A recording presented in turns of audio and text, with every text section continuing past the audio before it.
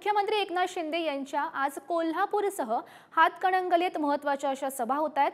कोल्हापुरात संजय मंडलिक यांच्या प्रचारासाठी आता रॅली सुद्धा निघणार असल्याचं समजतंय। तर हातकणंगले मतदारसंघात धैर्यशील मानेंच्या प्रचारासाठी महत्त्वाची अशी सभा होणार आहे। दोन महत्त्वाच्या सभा मुख्यमंत्री एकनाथ शिंदे यांच्या अध्यक्षतेखाली पार पडतील।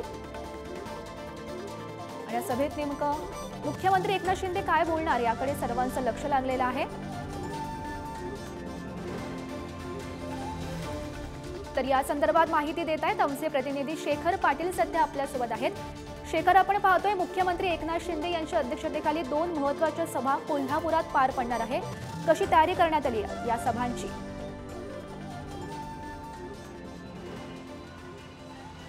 गौरी, आपण बघितलं तर कोल्हापूर लोकसभा मतदारसंघाचे उमेदवार महायुतीचे उमेदवार संजय मंडलिक आणि हातकणंगले लोकसभा मतदारसंघाचे महायुतीचे उमेदवार धैर्यशील माने या दोघांच्या प्रचारासाठी गेल्या अनेक दिवसांपासून मुख्यमंत्री एकनाथ शिंदे जे आहेत ते कोल्हापूरमध्ये तळ टोकून असल्याचंच पाहायला मिळते। गेल्या अनेक दिवसांपासूनचे त्यांचे दौरे जे आहेत ते सातत्याने आहेत आणि कालपासून देखील मुख्यमंत्री एकनाथ शिंदे कोल्हापूरच्या दौऱ्यावरती आहेत।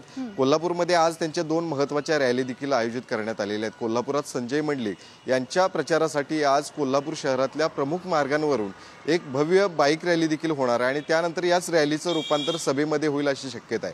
त्यामुळे या सभेमध्ये मुख्यमंत्री एकनाथ शिंदे कोल्हापूर वासियांना काय नेमकं आवाहन करणार आहेत हे देखील पाहणं गरजेचं आहे। तर दुसरीकडे हातकणंगले लोकसभा मतदारसंघाचे उमेदवार धैर्यशील माने यांच्या प्रचारासाठी सुद्धा मुख्यमंत्री एकनाथ शिंदे जे आहेत ते त्या ठिकाणी बाईक रॅली आयोजित केलेली आहे आणि त्या बाईक रॅलीला देखील उपस्थित राहणार आहेत आणि इचलकरंजीमधील देखील नागरिकांना मुख्यमंत्री काय नेमकं आवाहन करणार आहेत हे देखील पाहणं गरजेचं आहे। आज दोन महत्त्वाच्या सभा देखील या ठिकाणी होणार आणि त्याच माध्यमातून मुख्यमंत्री एकनाथ शिंदे आता काय बोलणार हे देखील पाहणं गरजेचं असणार आहे। गौरी, हो, नक्कीच शेखर, या सभेकडे असंच लक्ष ठेवून राहा। तुर्तास धन्यवाद दिलेल्या या माहितीसाठी।